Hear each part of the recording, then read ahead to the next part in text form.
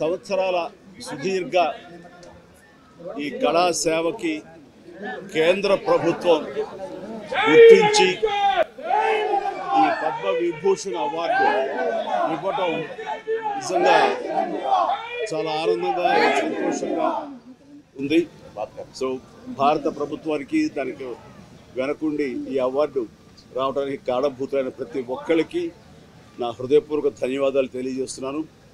And ముఖ్యంగా ఈ award రావటం వెనుకాల నా కృషి, నా కళాసేవ ఈ సమాజానికి ఎంతో కొంత ఇతోధికంగా నేను చేసినటువంటి సేవలు ఇవన్నీ పక్కన పెడితే నన్ను గుండెలో పెట్టుకుని ఆదరించి ప్రేమించినటువంటి నా అభిమానులు అలాగే ప్రేక్షకులు నాకు ఎన్నో అవకాశాలు ఇచ్చి ఈ రోజున నన్ను నేరులాగా తీర్చిదిద్దుకోవడానికి కారణభూతమైనటువంటి నా డైరెక్టర్స్కి, నా నిర్మాతలకి, నా ఇతర టెక్నీషియన్స్కి, ప్రతి ఒక్కరికి ఎవరైతే దోహదపడ్డారో ప్రతి ఒక్కరికి నేను ధన్యవాదాలు తెలియజేసుకుంటూ ఈ అవార్డ్ ఇదంతా వారిది, వారి సహకారం నేను ఈ ఎత్తుకు ఎదగడానికి కారణమైనటువంటి వారందరిదీ.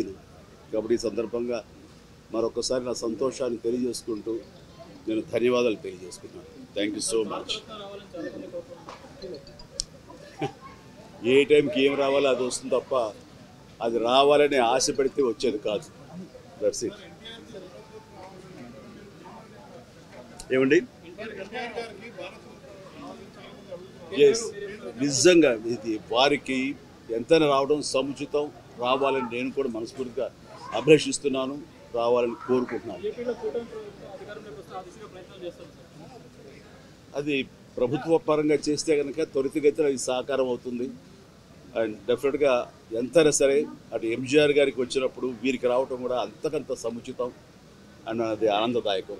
దానికి నేను ఎప్పుడు నేను ఎదురు చూస్తుంటాను, నేను కోరుకుంటున్నాను రామారావు గారికి భారత రత్న రావాలి అని. ఏమా, నేను రాజకీయాలకు అతీతంగా ఉన్నాను అనుకోవచ్చు. తర్వాత పిఠాపురానికి నేను వెళ్ళటం లేదని అది ముందుంచేది. ఇది మీడియాలో మీరు ఎందుకో స్పెక్యులేట్ చేశారు, అది మీరు పెంచి పోషించారు దాన్ని. దానికి సమాధానం చెప్పాల్సిన అవసరం నాకు లేదు. నేను వెళ్ళటలేదు. బాబు, మా కళ్యాణ్ బాబు దాన్ని రమ్మని ఎప్పుడూ కోరుకోలేదు. నా కంఫర్ట్ వదిలేస్తాడు. అండ్ తను బాగుండాలి, తన జీవితంలో అనుకున్నది కోరి సాధించాలన్న అభిలషిస్తాను. నేను నాకు ఆశీస్సులు అందజేస్తాను. దానికి నేను తనతో పాటు నేను ఉన్నాను అని చెప్పేందుకు మొన్న ఒక వీడియో బయట ఇచ్చాను. అండ్ ఖచ్చితంగా మా తమ్ముడి యొక్క అభివృద్ధిని, మా తమ్ముడు రాజకీయంగా ఎదగటానికి ఎప్పుడు మా కుటుంబ సభ్యులుగా మేము మనస్ఫూర్తిగా మనసావాచా కోరుకుంటాం.